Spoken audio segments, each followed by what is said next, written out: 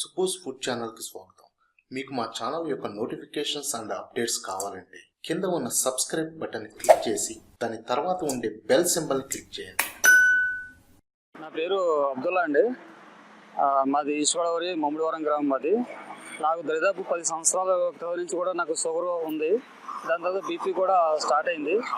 అయితే నేను 10 సంవత్సరాల క్రితం నుంచి కూడా నేను ట్యాబ్లెట్స్ తోటి రన్ అవుతున్నాను. ట్యాబ్లెట్స్ కంటిన్యూ చేస్తాను. షుగర్కి బీపీ కూడా ట్యాబ్లెట్ కంటిన్యూ చేస్తున్నాను. అయితే ఖాదర్ వలి గారు ప్రోగ్రామ్స్ రీసెంట్గా చూసి నేను ఈ 5 సిరిధాన్యాలు ఏదైతే ఉన్నాయో ఈ కొర్రలు, ఊదలు, అండు కొర్రలు, సామెలు ఈ వాడుతూ ఉండటం వల్ల నాకు ఈ రోజున నాకు రిలీఫ్ కనపడ్డది. తద్వారా నేను ట్యాబ్లెట్స్ కూడా తగ్గించి ఈ రోజున అవే వాడుతున్నాను. మార్నింగ్ ఒక 2 రోజులు ఒక ఐటమ్, 2 రోజులు ఒక ఐటమ్, 2 రోజులు ఒక ఐటమ్, 2 రోజులు ఒక ఐటమ్ కింద వాడటం వల్ల మధ్య మధ్యలో కషాయాలు కూడా నేను కంటిన్యూ చేస్తున్నాను. దానివల్ల నాకు రిలీఫ్గా ఉంది. ఇంతకుముందు కొంచెం వీక్గా ఉండేది, ఆ వీక్నెస్ కూడా పోయి కొంచెం స్ట్రెంత్ రావడం జరిగింది. ఇది వాడటం వల్ల బెనిఫిట్స్ ఉన్నాయి కానీ ఎవరికి కూడా లాస్ లేదని చెప్పేసి నా యొక్క అభిప్రాయం. హలో ఫ్రెండ్స్, చూసారుగా సిరిధాన్యాల గురించి జనాల అభిప్రాయాలు. ఇక మనం మన కుకింగ్ వీడియోలోకి వచ్చేద్దాం. ఈ వీడియోలో మనం సిరిధాన్యాల్లో ఒకటైనటువంటి కొర్రలతో అన్నం ఎలా చేసుకోవాలో చూద్దాం. ఈ కొర్రల్ని ఇంగ్లీష్లో ఫాక్స్టైల్ మిల్లెట్స్ అని కూడా అంటారు. ఈ కొర్రల వల్ల చాలా ఉపయోగాలే ఉన్నాయి. ఇవి నరాల శక్తికి, మానసిక దృఢత్వానికి, కీళ్ళ నొప్పులు తగ్గడానికి, పార్కిన్సన్ అంటే కంపవాతం తగ్గడానికి, మూర్ఛరోగం తగ్గడానికి ఇలా చాలా వాటికి ఉపయోగపడతాయి. ఈ కొర్రల అన్నం తయారు చేసుకోవడానికి ముందుగా ఒక కప్పు కొర్రలను తీసుకుని దాన్ని నీటితో 1కి 2 సార్లు బాగా వాష్ చేసుకోండి.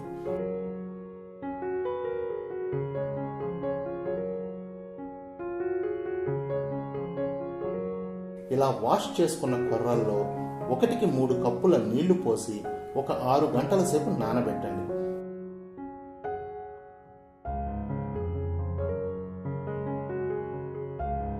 ఇలా నానబెట్టిన కొర్రలను మనం ఏదైతే నీటితో నానబెట్టుకున్నామో అదే నీటితో స్టవ్ మీద పెట్టుకుని వండుకోండి.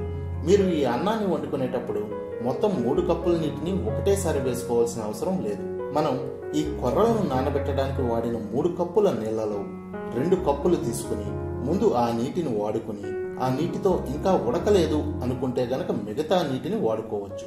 డాక్టర్ ఖాదర్ వలి గారు చెప్పిన దాని ప్రకారం ఈ సిరిధాన్యాలను మనం స్టీల్ పాత్రల్లోనూ లేదంటే మట్టి పాత్రల్లోనూ వండుకుంటే మంచిది. స్టీల్ పాత్రలో వండుకుంటే మీరు దీన్ని ఎప్పటికప్పుడు కలియబెడుతూ అడుగంటకుండా చూసుకోండి. మధ్యలో 1 స్పూన్ నెయ్యి వేసుకుంటే అన్నం స్టికీగా అవ్వకుండా ఉంటుంది.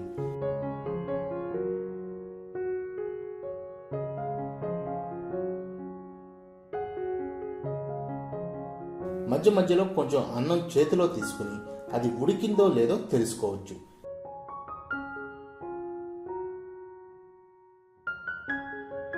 ఇలా కొర్రల అన్నం ఉడికింది అనుకుంటే ఆ అన్నాన్ని స్టవ్ మీద నుండి దింపేసుకోవచ్చు. మనకి కొర్రల అన్నం రెడీ.